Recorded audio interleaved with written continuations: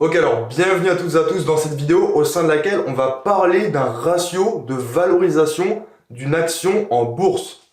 Donc, ce ratio que je vais vous présenter aujourd'hui, il est relativement méconnu des investisseurs qui généralement lui préfèrent le ratio PER, Price Earning Ratio.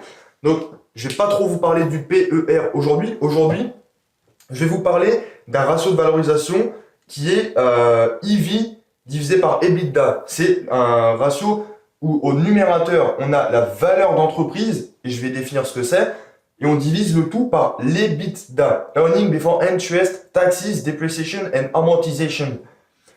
Amortizations. On parle donc des bénéfices avant prise en compte des taxes afférentes à l'exploitation. Je ne parle pas de l'impôt sur les sociétés.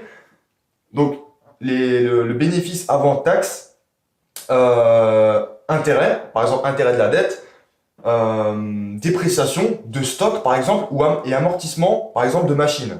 Donc ce ratio de valorisation, c'est le suivant, c'est le ratio EV.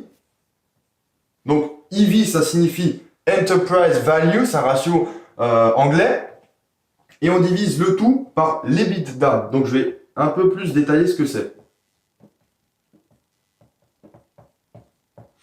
Donc, ce ratio EV sur EBITDA, tout comme le Price Earning Ratio, le PER, nous donne un facteur multiplicatif. Il nous permet, ce ratio, de savoir quelle est la valeur de l'entreprise par rapport à son EBITDA. Donc, l'EBITDA, c'est à peu près l'équivalent de l'excédent brut d'exploitation en France. J'utilise beaucoup l'EBITDA parce que c'est quand même un outil de mesure relativement international, mais vous pouvez approximer le fait que l'excédent brut d'exploitation d'une entreprise est à peu près équivalent à son EBITDA.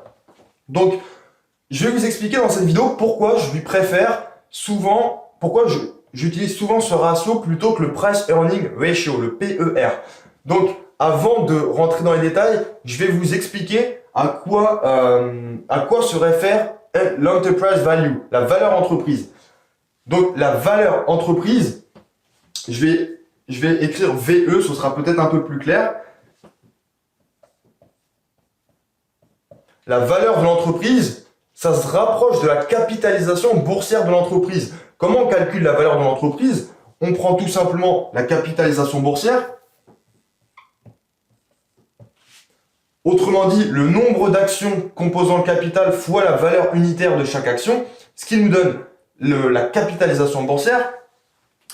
Et à cette capitalisation boursière, on va intégrer l'éventuelle trésorerie nette ou l'endettement net. Donc, les entreprises, elles ont d'un côté une trésorerie, de l'autre côté des dettes. Si la trésorerie, pour caricaturer les choses, simplement pour schématiser, si la trésorerie de l'entreprise est supérieure à ses dettes, on parle d'une trésorerie nette de dette. Si la dette globale est supérieure à la trésorerie, on parle d'endettement net. Donc, je vais vous faire des exemples juste après avec l'action Hermès, qui est une action cotée à la Bourse de Paris. Donc ici, vous rajoutez plus soit trésorerie nette, donc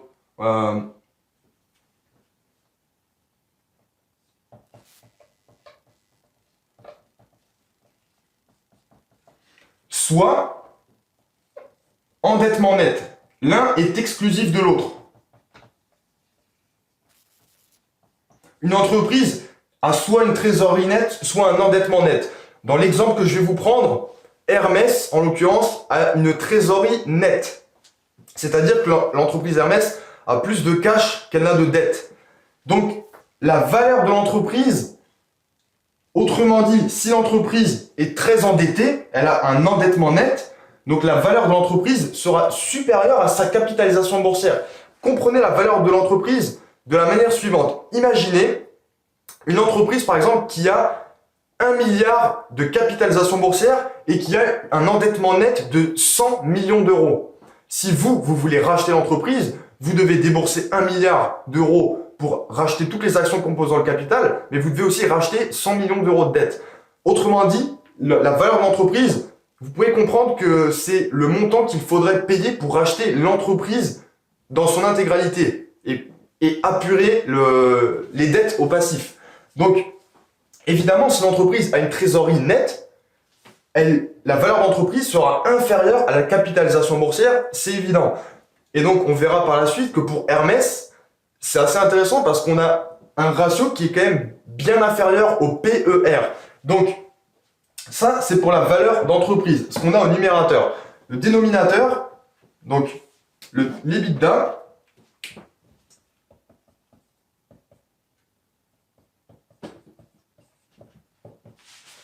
je vais vous écrire l'acronyme en anglais.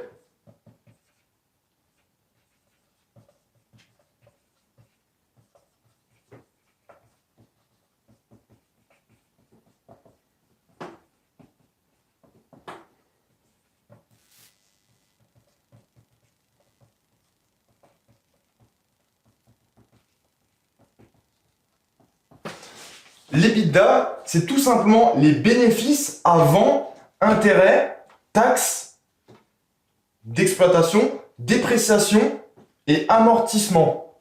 Donc, le grand avantage d'utiliser l'EBITDA et la valeur d'entreprise dans ce ratio de valorisation par rapport au PER, il va être extrêmement simple. Donc, ce que je vais faire, maintenant que vous avez à peu près compris de quoi on parle, je vais tout de même vous rappeler ce qu'est le PER d'une entreprise.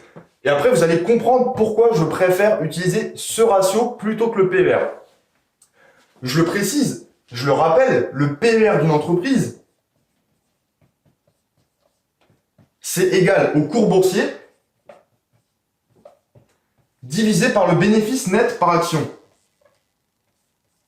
Autrement dit, c'est égal à la capitalisation boursière divisé par le résultat net de l'entreprise. Donc, si on regarde le PER, et après je vais switcher à ce ratio de valorisation, EV sur EBITDA. Le PER, pour moi, il y a deux gros problèmes. Donc, ici, au PER, au numérateur, on prend en compte la capitalisation boursière de l'entreprise et au dénominateur, le résultat net. Déjà, lorsqu'on prend en compte la capitalisation boursière de l'entreprise, on prend en compte dans le calcul de la valorisation, dans le PER, on prend en compte seulement les fonds, les liquidités qui sont apportées par les actionnaires. La capitalisation boursière, c'est la valeur de chaque action multipliée par le nombre d'actions. On prend en compte ici, dans la capitalisation boursière, que l'argent apporté par les actionnaires. Mais si une entreprise s'endette énormément pour investir, par exemple, ce qui lui permet de générer plus de bénéfices, ça apparaît nulle part dans le calcul du PER. Donc, dans le calcul du PER, on prend en compte que les fonds apportés par les actionnaires, mais en somme, une entreprise peut s'endetter, se développer de deux grandes manières, par l'introduction en bourse, par le marché boursier, mais également par le levier bancaire. Une entreprise peut s'endetter auprès des banques, peut même émettre des obligations pour s'endetter et investir et se développer. Ici, on fait abstraction de tous les fonds apportés par les éventuels créanciers obligataires et bancaires. Donc ici, on a un résultat net qui est comparé à la capitalisation boursière. Il y a certaines entreprises qui génèrent du résultat net en s'endettant énormément auprès de différentes institutions bancaires et financières. Et donc, ça, dans le PER, ça apparaît nulle part. Donc ici, on n'a pas toutes les sources de financement qui sont intégrées pour arriver à un certain résultat net. Donc ça, c'est le premier problème. Ici, qu'est-ce qu'on fait de l'argent apporté par les créanciers obligataires, par les banques, etc. Ça apparaît nulle part dans le calcul. Donc, autrement dit, on a un résultat net, mais ce résultat net, il peut être généré grâce à du levier bancaire, grâce à des emprunts obligataires, etc. Ça apparaît nulle part dans la formule. On part du principe que seuls les actionnaires ont apporté de l'argent. Premier problème. Ça, c'est pour le problème du numérateur. Maintenant, problème du dénominateur. Lorsqu'on prend en compte le résultat net, pour moi, il y a un certain nombre de problèmes. On ne peut pas tellement calculer. Chaque secteur d'activité a un PER approximatif moyen. Voilà. Mais globalement, si on veut comparer des entreprises entre pays, il y a un énorme problème qui se pose parce que le résultat net, c'est le bénéfice globalement après impôts et toutes ces choses-là. Et donc, oui, ici je vous ai dit taxe d'exploitation, il faut intégrer dans le résultat net. Ah oui, non, autrement, j'ai rien dit, excusez-moi. On parlait de l'EBITDA.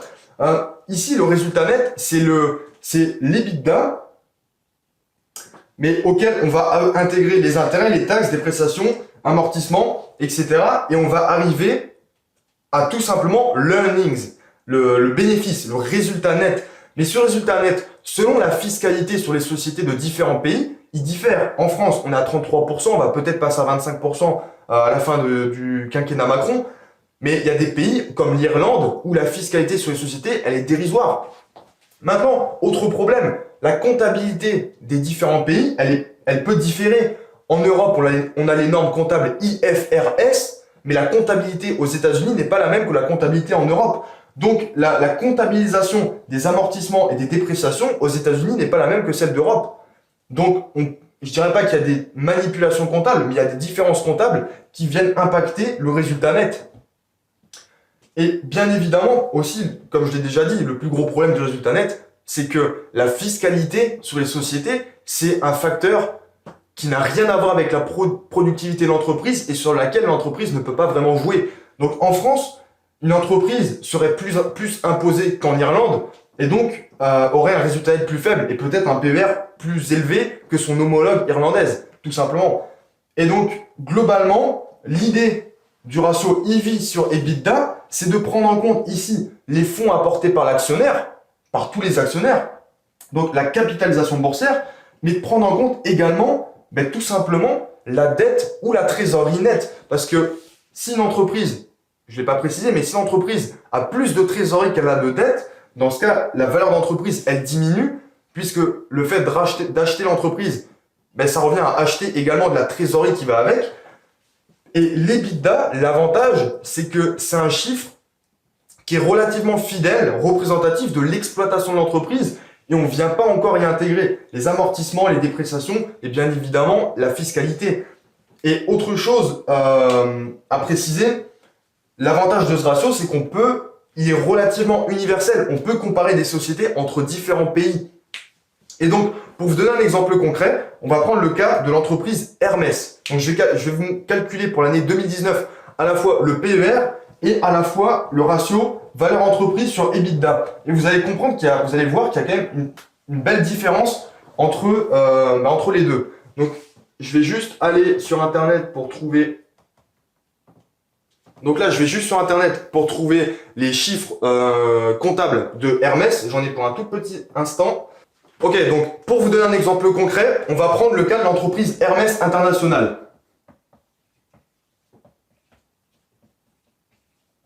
L'entreprise Hermès qui est cotée sur Euronext Paris, la bourse de Paris. Très belle entreprise, dont d'ailleurs, je précise, je suis actionnaire. Donc, ce qu'on va faire, c'est qu'on va calculer pour l'année 2019.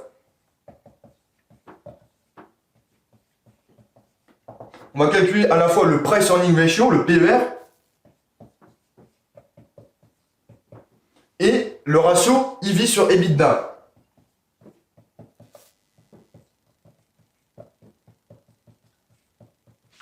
Donc pour le PER, qu'est-ce qu'on a comme chiffre pour 2019? On a un cours boursier à peu près de 666 € sur un bénéfice net par action de 14,60 €. Ce qui nous fait donc un PER, que je vais vous calculer tout de suite. On a donc un PER de 45,6. Ça veut dire qu'en 2019, alors du moins sur les calculs que j'ai réalisés, l'action Hermès se payait 45,6 fois les bénéfices. Autrement dit, les bénéfices, le résultat net de Hermès était capitalisé 45,6 fois dans sa capitalisation boursière. Maintenant, on va faire le calcul EV sur EBITDA, la valeur d'entreprise sur l'EBITDA de Hermès. La valeur d'entreprise Hermès,